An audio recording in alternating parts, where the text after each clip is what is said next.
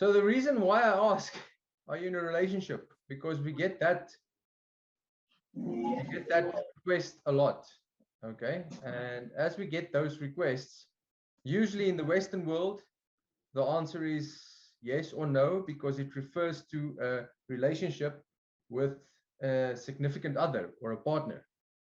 And that is funny because we've got so many different relationships. It's not just with a significant other, it's not just with a partner. Okay. And as you, yeah, guys, just mute. Everybody seems to be muted. So that's fine. Okay. So the answer to the question of are you in a relationship, are you not in a relationship, is yes or no.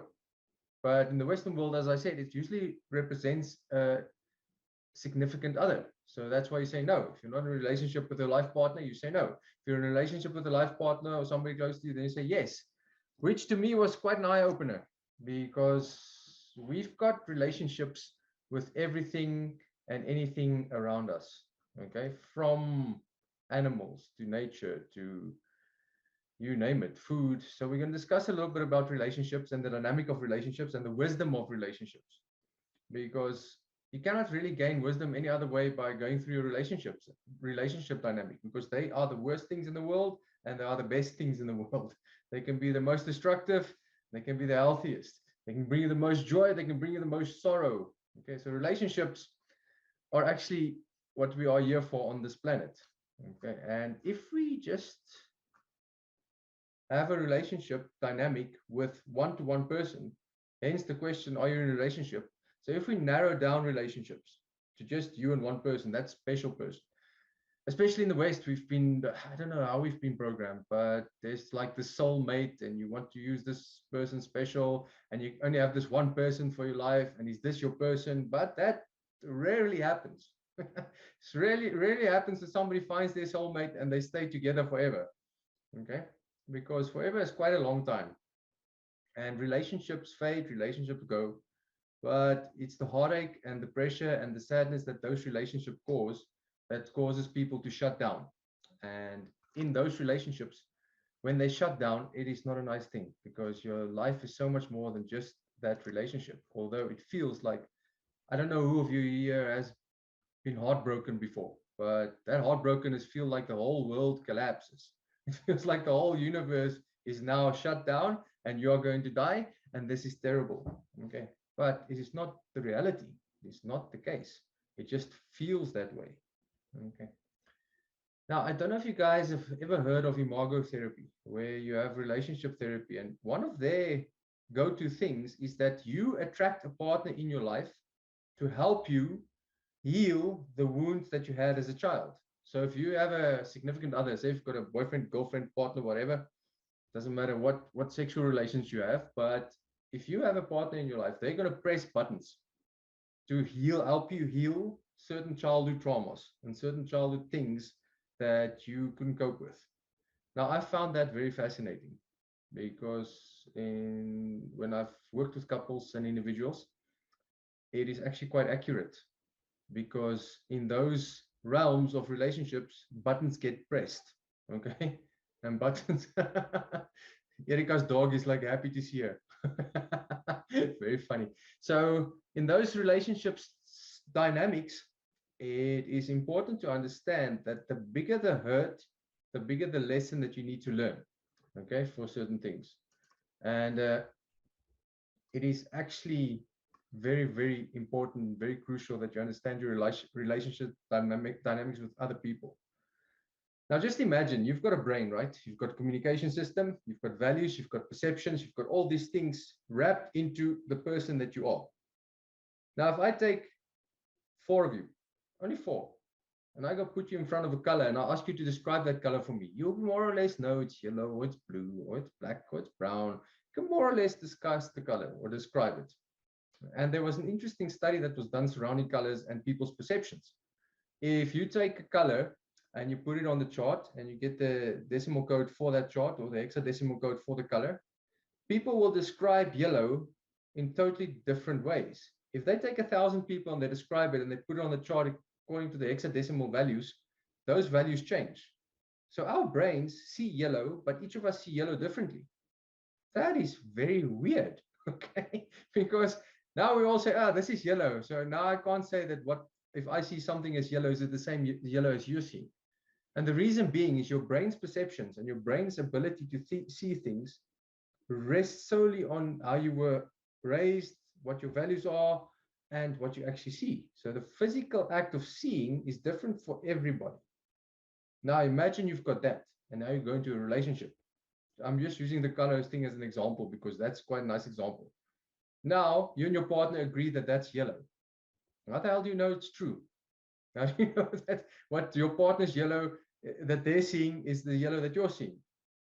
Now let's pull this over to emotional stuff. Okay, if a partner says I'm hurt, if a partner says I'm disappointed, if a partner says you're not listening to me, if a partner says we're not communicating correctly, there's certain overlap in judgment. And the important thing is to find the reality for both parties involved. And I'm using a partner as an example because that's the relationship that causes the most grief and the most trauma and the most drama. Right? Even your close family won't cause as much drama as the people close to you. Okay. So as that happens, it's important to understand that when you're in a relationship dynamic and it's going wrong, say for instance, you have a lifetime partner. Now I've had clients that got divorced at 80, 80 as in 80. Okay, because the man was still upset with the woman, and he's fed up with her nonsense, and they were married for like 60 years. I'm like, how do you get divorced at 80? Because in my frame of reference, how the hell does that happen? But it happens. You'll be surprised what happens in relationships. Okay, all his life he kept quiet. He didn't understand his own values. He didn't understand how to communicate those values, and his partner neither did she. So they were on autopilot in the relationship. Imagine you're on autopilot in a relationship. Most of us do that because sometimes it fluctuates and you can't just be on each other's case the whole time, but he was on autopilot. So what caused him to want to have a divorce on his 80th year? Well, he had probably awakening that he said, oh, well, he's got no more, he doesn't have long to live. So he wants to explore himself. Because we get lost in relationships, in personal relationships. You lose your identity more or less.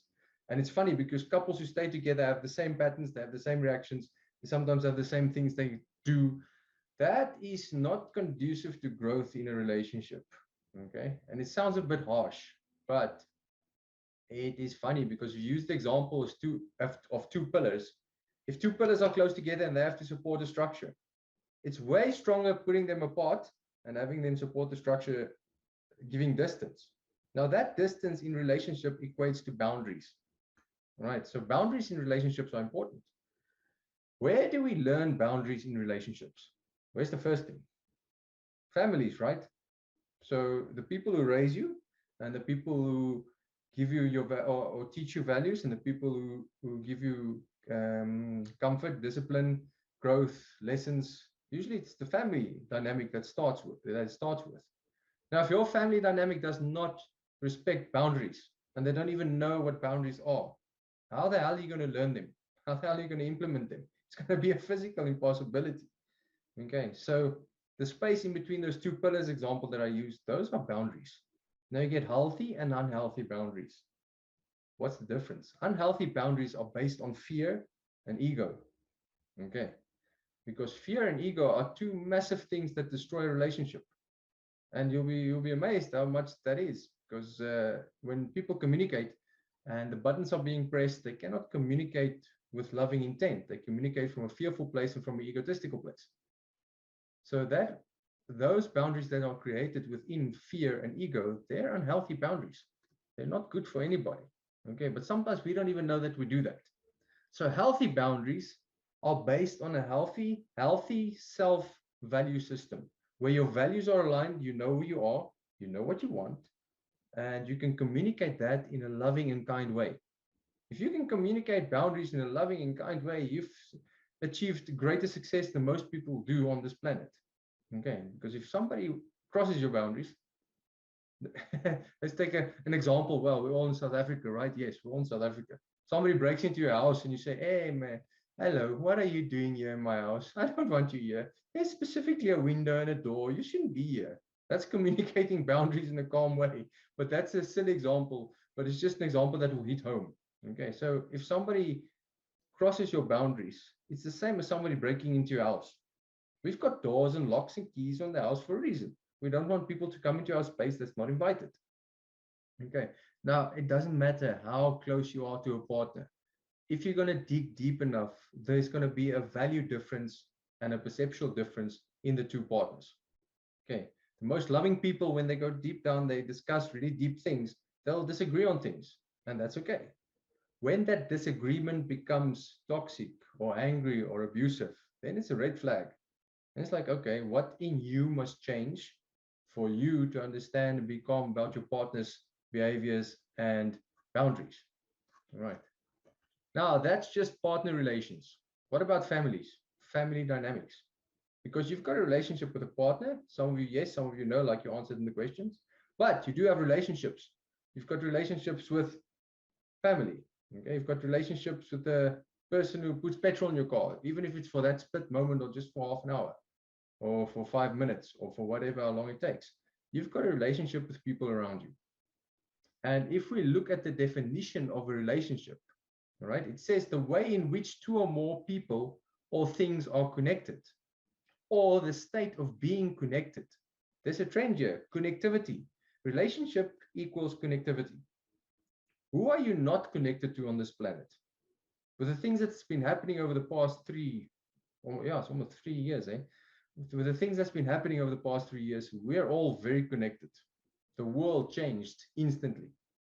Okay, it took only a couple of months for the whole world to understand that, wow, there's this pandemic and people changed. People made decisions that affected all of us.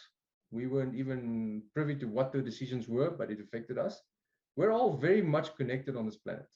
So you have a relationship with this whole planet. Sounds weird, but bear with me a moment because we're going to get even weirder in a little while. Okay.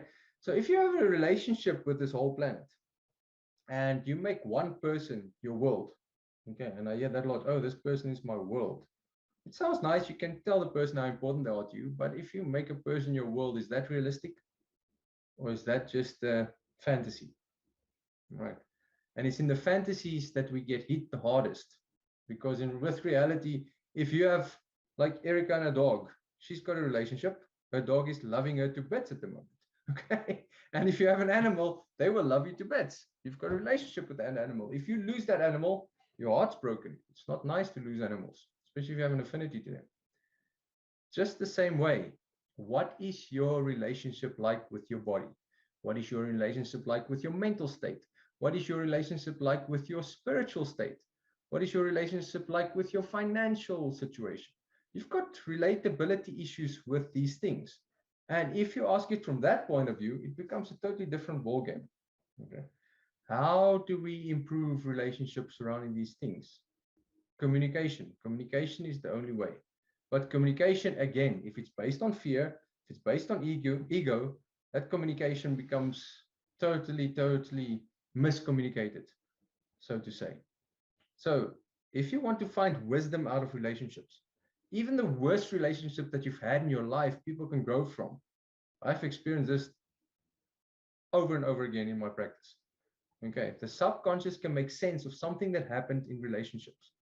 Now, the person says, this relationship was very important to me, but they were only together 6 months. And then a person comes to me, this relationship was important to me, we were together 50 years. Which one is more important then, the 6-month one or the 50-year one? It's a weird question, but we will usually go for the 50-year one, right? Because that's longer term, longer commitment. But I've seen people in 50-year relationships who don't even know each other, they're not even close to each other, and people who go for 6 months that just they're like connected, they know everything of each other, they've got the passion, they've got the connectivity. So you can't really judge the time frame of a relationship of how strong and how important it is. And that is strange because you would think that people who are together longer will share a longer bond, a deeper bond, but that is not the case. Okay, I can tell you now, actually, effectively, that's not the case. So what makes a relationship deep? What makes it connected? What makes it worthwhile? If you can show up in any relationship with all your value systems in place, and you just show up 120% with awareness, it is actually quite amazing. One of my teachers in Singapore, he said, I don't know why husband has a problem with a wife, and everybody became quiet. It's like, yeah, but husbands always have problems with their wives. It says, if you look at your wife like the first time you saw her, you will never have a problem with her in your life. Because the first time you meet somebody, there's the seed that's planted. You're like, wow, look at this amazing person.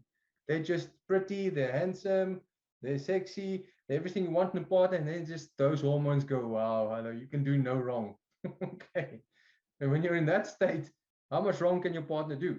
So he said, yeah, that's just easy. Just see them the first time. So every time you wake up, you see them like you saw them the first time.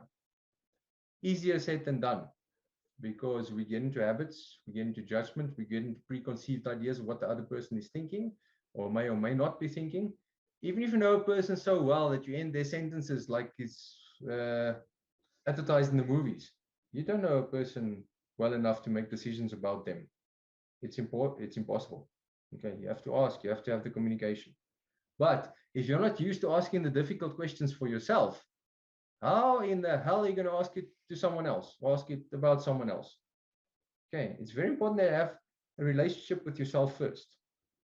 Where do we find time to have a relationship with ourselves? Have you ever wondered?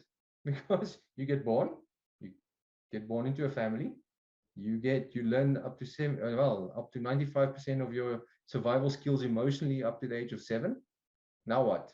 Where in that first 7 years did you get time to expand and understand yourself, especially with what you see what happens with kids? They get told what to do, they get told what not to do, they get told this is nonsense, they get told no, your feelings are not valid, just get over it, oh, you should do this rather. And now those first 7 years of your life create chaos.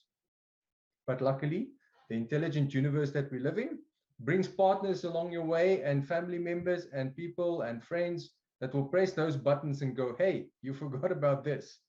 It's not a nice way to learn, but it's a very effective way to learn. And the growth process that comes from that is actually quite amazing when you look at relationships that way. Okay.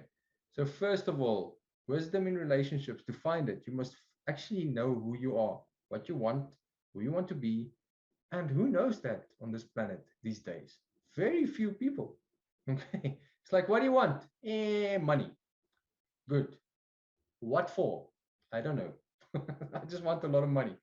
Okay, let's start with specificity. I want money to have a house. What does the house look like? Will there be a partner? Will there be animals in it?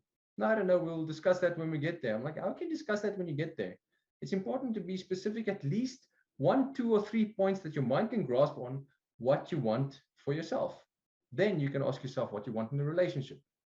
I actually had this one case study with a girl I worked with. She never asked. She just went into the flow and met people. And it's like, okay, was attracted to this one, attracted to that one. The heart got broken over and over again. And I told her she must take 3 things, just 3. Don't make it too complicated. What type of look do you want in a partner? What values must they have that will resonate with yours? Okay. And then what's a nice habit that they can have that will resonate with you? You don't need to go complicated. It's what must this person look like, more or less? What values must they have, and what can resonate with you? You can have your own questions surrounding this, but just those 3 things in a specific way will allow your perception. Remember, like we saw with the light, nobody sees yellow the same, but it will give your perception the ability to actually recognize those type of people. Okay, but then if you're not specific about what you want, not specific about the personality you want, and what. Another friend of mine is actually way too specific. He's got a whole list of ideal girl he wants. And I'm like, how does that work? It's not realistic. Okay, it must be this specific, this way. I'm like, yo, sounds like he's going to the supermarket and buying groceries. And that's not the idea you want with a partner. You just want 2 or 3 things that resonate with you and that you're specific about. And then in a intimate relationship, you can actually start to see the people that you're attracted to, and that's the type of person you would like to get to know better. And that's just with relationships in general with a partner. Now, what happens to relationship with nature? Are you a part of nature or not? Have you ever asked yourself that question? Are you a part of nature or not? Because we usually hear people say, hey, I have to go spend time in nature. I'm like, yeah, you are in nature. The air that you're breathing is part of nature. You can be in the middle of the busiest city in New York, you'll still be a part of nature, because there are natural processes that are happening in your body that you're not even aware of. Okay, so it's important to ask yourself, questions surrounding your relationship with nature. Same with your spiritual journey. Are you having a relationship with the spiritual part of you or not? Are you getting other people empowering your spiritual powers or not? Or are you, and today we have such a wide opportunity, or such an amazing opportunity to be responsible for our own health and well-being, spiritually, physically, because the information is at your fingertips. Okay. You don't have to have other people make decisions over your relationship status or over what a good relationship is or what a bad relationship is. That one gets me. Okay. Of course, there are abusive relationships. Of course, there are toxic relationships. Of course, there are people that get abused, and that's terrible. But within the realm of those events, growth can happen. And if you just take a stand and say, enough, I'm not going to repeat this pattern, amazing growth happens out of that. I've had horror stories that people have told me about relationships, and stuff that I thought only happened in movies. It was actually happens in real life. But step by step, systematically, if you don't see that as a punishment, if you see that as somebody coming to teach you something, these people gain way deeper insight than the average person gains into the relationship. Okay, so do not judge the negative relationships. Do not suppress what they did to you. Do not try and forget. Oh, I've had that request so many times. I want to forget this person because they did this and this to me. I'm like, yeah, that's not how it works. Unfortunately, you cannot do that. It's an impossibility. You can learn and grow from it, but you cannot forget. Okay. And if a partner of yours does not come to the table and does not want to communicate, there's only three options. You can accept that, you can change it, or you can walk away. There's not much else you can do. Okay, so you can accept what this partner is doing, and if you can't accept it, can you change it? If you cannot change what your partner is doing, then you have to walk away because there's no other alternative. Ignoring it is not helping. It's not conducive to growth. We try. It's nice, and I'm just going to look the other way, but eventually it's going to catch up with us. Okay. Now, relationship with your body, with your physical body. What type of relationship do you have with your body? Have you ever asked yourself that question? Mine was very contentious when I was younger. This poor body took damage, sure. It had its perks, but I trained, and yeah, when I put it through, sometimes I wonder, I'm like, I'm glad I'm older now. I'm approaching things differently. But the stuff that you eat, the thoughts that you put into your mind, because your mind affects your body. There's no two ways about it. Your thoughts affect your body. And if you don't watch those thoughts, they have a different effect on your body. What do you put in your mouth? Okay. What do you feed this body of yours? What type of relationship do you have with your body? And it's ironic to start to think about that, because it's like, okay, now if you have an injury and you have to give your body the frame of reference to heal, and you create a state and an environment for that body to heal, you have a relationship with your body. Most people don't even know they have a body. The proprioceptive abilities of people is actually fascinating. It's like, move this. No, I don't know how to move that. Okay. So relationship with your body, check what that is. That'll assist you a lot, because your body is how you make sense of this planet that you're on. How else can you make sense of this planet? You have to have the senses to make sense of this planet, right? So this is your body. What relationship do you have with your body? Is it an abusive relationship? Is it a patient relationship? Is it a comfort relationship? What type of relationship do you have with your body? And start asking those questions surrounding relationship with your body. Because now, if I ask anybody, are you in a relationship? All of you should say yes, because all of you are in a relationship to some other degree with this reality and with what's happening around you. Okay. Even if it's the worst relationship that you've ever experienced in your life, even if you want to hold on to a relationship, that's a fantasy, by the way. We all try and fight for relationships or try and hold on to them. They're not going to last. Okay. All of us are going to check out some other time, whether it's tomorrow, whether it's next week, whether it's 10, 20, 30, 40, 50 years from now. Relationships come and go. But while you are busy with one, honor that relationship for what it is. See which triggers it evokes in you. Thank that person that evoked those triggers in you. That sounds a bit crazy, because like, how can someone who's been locked in a room and abused for 3 months come out of there and try and thank the abuser? You can get to that state. Not easily, but it's worth it. And if you can get to that state, a certain amount of empowerment happens in people. And that empowerment is fascinating to witness, because then they're not afraid of anything anymore. Okay, they're not stupid. It's not like, I'm afraid of nothing, I'm going to run in front of bullets because I'm bulletproof. It's not that type of bravery. That's more stupidity. But they become braver in attempting what they want to attempt and communicating what they want to communicate in an authentic way. Because if we want authentic relationships, we need to have an authentic relationship with ourselves first. And if the people who taught us about relationships were not authentic, then there's no excuse. You've got the information, you've got the connectivity, you have everything surrounding you to help you find what an authentic relationship looks like for you and what an authentic relationship looks like for yourself. And then you can start stepping into relationships with other people, with nature, with friends, with family, with spiritual stuff, religious stuff. Okay, it becomes a whole new ball game. And that promotes a fair amount of peace, in my experience. If you can get that, it's a fair amount of peace. Okay. And the last thing, I see we're running out of time because I usually keep these just about 30 minutes. They go quite quickly.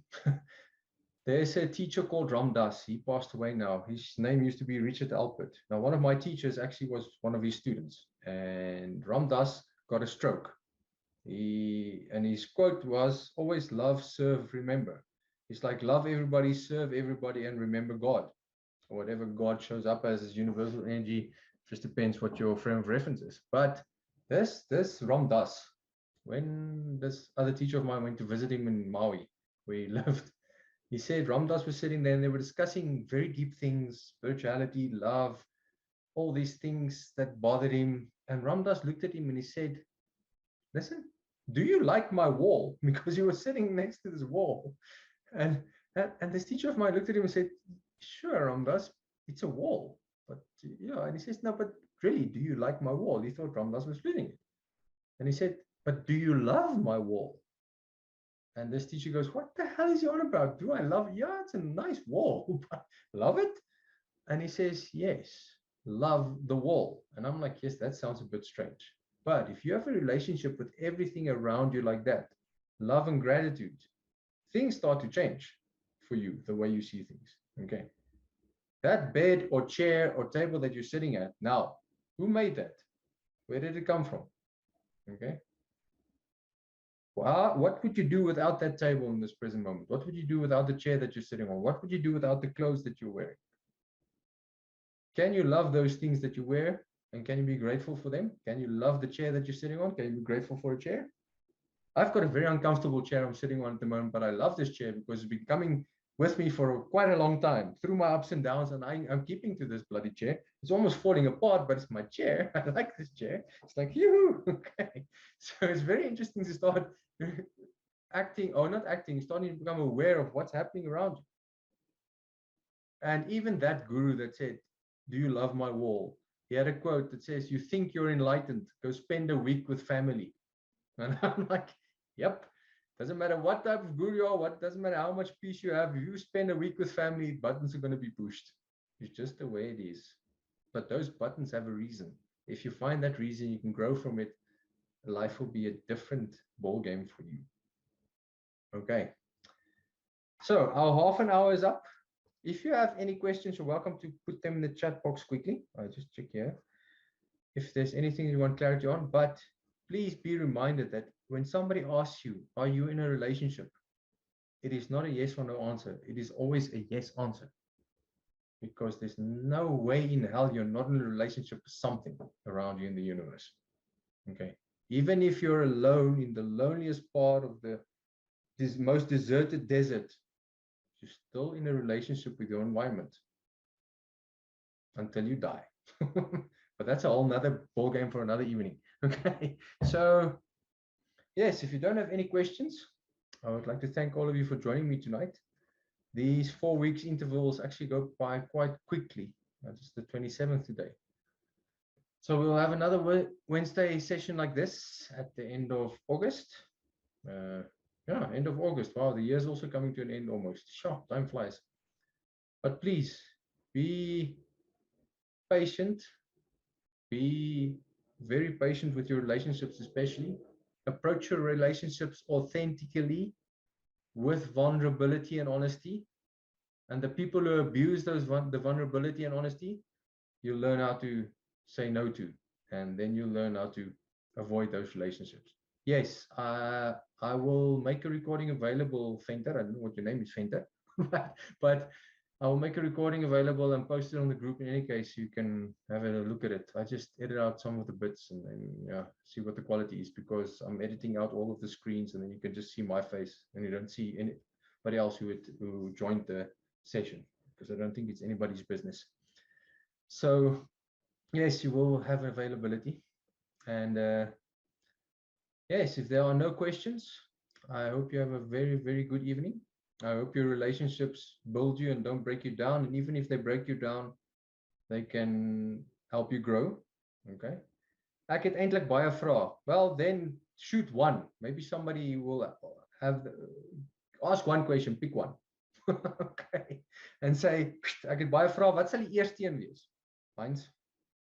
Een vraag wat oppop. Wat is die eerste vraag? Because we have to be specific, right? So if you have a lot of questions, pop eerst een wat jy dink. Okay? Nou sal ons gou kyk of ons kan antwoord kan so 'n paar minute spandeer op daai vraag.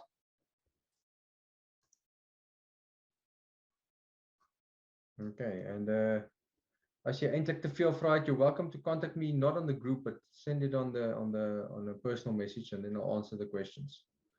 Right. So if there's no specific question, I see Heinz het te veel vrae om te vra, so it's okay. It's too overwhelming. Waar is 'n vrou se aan- en afskakelaar? 30 minutes away flies. Yeah, the session's fried. Okay, Heinz, waar is 'n vrou se aan- en afskakelaar? Jy maak dit daai is nie 'n baie diep en opregte vraag nie. Okay? Dit is nie 'n vraag wat uit authenticity uitkom en opregtheid. Daai is 'n vraag wat iemand net sê, want wat beteken, wat is 'n vrou se aan- en afskakelaar? Alright. Wat hou 'n vrou van, wat hou 'n vrou nie van nie dalk? Is dit dalk seksueel georiënteerd? Is dit dalk verhoudingsgeoriënteerd? Wat beteken daai vraag? Dis hoekom ek sê ons moet spesifiek raak hierso. Dis hoekom ek love as mense vra, want die spesifieke vrae is nie so nie. So as 'n vrou se aan- en afskakelaar, praat jy van haar erogenous zones, so praat jy van wat gebeur in 'n seksuele omgewing, praat jy van wat gebeur in 'n emosionele omgewing, praat jy van wat in 'n fisiese omgewing. So die vraag, as jy baie vrae het, moet jy 'n bietjie meer spesifiek as dit wees. Okay. As dit kom by regtig opregtig weet wat 'n vrou se aan- en afskakel is, bespreek dit met haar. Luister waar sy praat. Luister wat sy met jou deel. Luister. Okay? Dis baie belangrik, selfs met ander mense. Want daai is nogal 'n interessante vraag, want dit is nie 'n vraag wat eintlik bietjie authentic is nie. Okay, dis nie wesenlik. So mense moet baie meer spesifiek raak as dit, want as jy probleme het met vrouens en daar's nie aan- en afskakel nie, dan gaan jy terug en kyk wat in jou verhoudings verkeerd gegaan het. Okay? Of ek lief is vir jou of nie, of ek lief is vir jou of nie. Okay. So liefde is 'n heeltemal 'n ander dinamika hierdie. Want onthou daar's baie verskillende liefdes. Ons sê as jy lief is vir iemand, dan vergelyk dit alweer eens met 'n baie intimate partner. Maar jy het baie verskillende liefdes vir mense. Jy het liefdes vir jou familie, jou vriende, jou diere, jou huis, en nou hopelik jou stoel of jou bed nadat ons hierdie gesprek gehad het. So daar's verskillende dinge waarvoor jy kan lief is, maar ek dink dis nogal 'n gesprek. So stuur daai vraag vir my en stuur sommer op 'n WhatsApp boodskap en dan sal dit sommer in die volgende sessie inwerk en ek sal vir jou sommer persoonlik antwoord. Want ek dink daar's baie dinge wat aangaan aan die agterkant wat ook moet aangespreek word. En ja, dit sal makliker wees. Ek hoop dit maak sin. Alright. So thank you guys and have a very, very good evening. And if you have questions like Heinz do, just post it send it to me private message, because I turned the chat group off on the group because there's a lot of people that joined and that can become chaos. Okay, with all the chats. So you can send to me perfectly. All right, thank you for your time. We went a bit over time, but that's okay. And I hope you all have a peaceful evening. Chat to you again soon. Thank you. Bye-bye.